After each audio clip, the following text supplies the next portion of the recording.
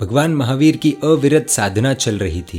विहार करते करते लगभग 9 से 10 चौमासे बीत चुके थे और भगवान विहार करके शनमानी नामक गांव में पहुंचे। वे बाहर प्रतिमा ध्यानपूर्वक खड़े रहे।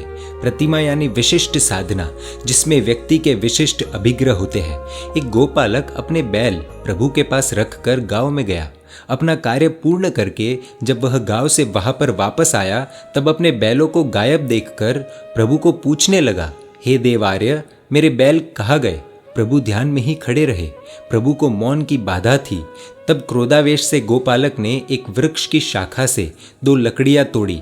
उन 2 लकड़ियों को कील जैसा आकार दिया और उन्हें प्रभु के कान में ठोक दिए, गाड़ दिए, और किसी को ये पता न चले कि कानों में क्या हुआ है। इस कारण से कीलों का बाहरी हिस्सा उसने काट दिया था। त्रिपुरुष वासुदेव के भव में यानी भगवान महावीर के 27 में से 18वें भव में जब प्रभु वासुदेव थे, तब प्रभु ने शैया पालक यानी गद्दी बिछाने वाले के कानों में गर्म शीशे का रस डलवा दिया था। आज वही निकाचित पाप कर्म उदय में आया था। इसलिए स्वयं इंद्र भी भगवान को इस कष्ट से बचाने के लिए आ न सके। जब कर्मों का उदय होता है, और ऐसे घोर निकाचित कर्मों का खासकर जब उदय होता है, तब स्वयं इंद्र की भी नहीं चलती। इंद्र भले ही उनके सानिध्य में हो, पर वह भी खुद कर्म के अधीन है, इसलिए वह कुछ भी नहीं कर सका। वह निसहाय हो गया। वही शैया पालक का जीव अनेकानेक भव भ्रमण करके इस भव में यही गोपालक बना था। पूर्व भव का वैर कहाँ तक आता है, उसका यह प्रत्यक्ष उदाहरण है। इसलिए कहते हैं कि संसार के अंदर छोटे मोटे झगड़े हम सब करते हैं, स्वाभाविक है, पर उसका परिणाम ज्यादा दूर तक न आए, यह देखना बहुत जरूरी है। और उस भव में प्रभु ने शैया पालक के पास क्षमापना नहीं की थी, जिसके परिणाम स्वरूप इतना भयंकर कटुफल भगवान महावीर स्वामी को तीर्थंकर के भव में भुगतना पड़ा। वहां से निकलकर प्रभु मध्यम अपापा पधारे और भिक्षा के लिए सिद्धार्थ नामक एक वणिक के घर गए। खरक नाम का वैद्य मैत्री भाव से सिद्धार्थ के घर आया था। प्रभु की मुख मुद्रा देखकर हैरान रह गया। देखते ही उसे ज्ञात हुआ कि प्रभु के शरीर में कुछ शल्य यानी कांटे जैसा कुछ होने के कारण प्रभु को अत्यंत वेदना हो रही है। आज के डॉक्टर कहा और उस समय का वैद्य कहा, देखते ही पता चल जाता था कि क्या तकलीफ हो रही है, और आज 100 स्कैन के बाद भी नतीजे में 0 ही आता है। प्रभु तो उद्यान में आकर कायोत्सर्ग ध्यान में खड़े रहे। सिद्धार्थ एवं वैद्य भी वहां पहुंचे। खरक वैद्य ने उस वेदना का कांटे का स्थान ढूंढ लिया।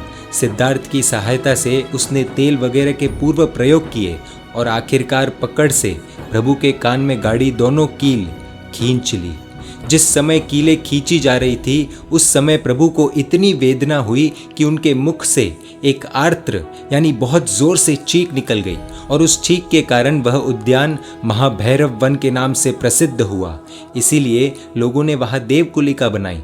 यह प्रभु का आर्त ध्यान नहीं था, परंतु शरीर की शक्ति से अधिक पीड़ा के कारण निकली हुई चीख थी। सनरोहिणी औषधि से प्रभु जी के दोनों कानों के घाव भरकर वंदन कर सिद्धार्थ एवं खरक वैद्य अपने अपने घर गए। मृत्यु के बाद वैद्य तथा सिद्धार्थ देवलोक में गए। कील गाड़ने वाला गोपालक मरकर 7वीं नरक में पहुंच गया। अब सोचने वाली बात यह है कि उसने भी अगर उसी वक्त क्षमा कर दिया होता, तो भविष्य में एक तीर्थंकर के कानों में कील ठोकने की स्थिति ही नहीं बनती, जिसकी वजह से घोर पाप का बंध हुआ और 7वीं नरक में पहुंच गया। भले आगे वाला व्यक्ति क्षमा करे या ना करे, लेकिन यदि हम उस व्यक्ति को क्षमा नहीं करेंगे तो वह कर्मों का बंधन चलता रहेगा। इस प्रकार प्रभु को घोर उपसर्ग सहन करने पड़े, क्योंकि कर्मों की गति न्यारी होती है। कर्म किसी को नहीं छोड़ते, फिर चाहे वह छोटे से छोटा जानवर हो या बड़े से बड़ा तीर्थंकर।